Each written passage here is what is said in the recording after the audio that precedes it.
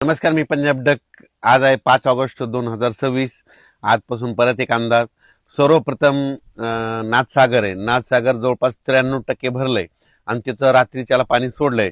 तर त्याच्याखाली जे 12 बॅरेज आहेत, म्हणजे 12 बंधारे आहेत, त्या बंधाऱ्यामध्ये आता ह्या 2 दिवसात तिकडे पाणी येणार आहे.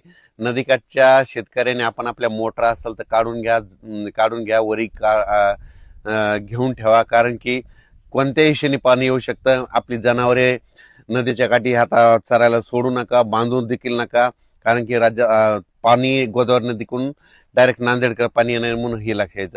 आज देखील राज्यामध्ये सांगायचं झालं तर पण सोलापूर जिल्ह्यामध्ये पाऊस आज देखील पडणार आहे. म्हणजे आज 5, 6 आणि 7 आणखी 3 दिवस सोलापूर जिल्ह्यात मंगळवेढा, जत, सांगली, सातारा, त्याच्यानंतर इकडं बारामती, श्रीगोंदा, त्याच्यानंतर इकडं बीड जिल्हा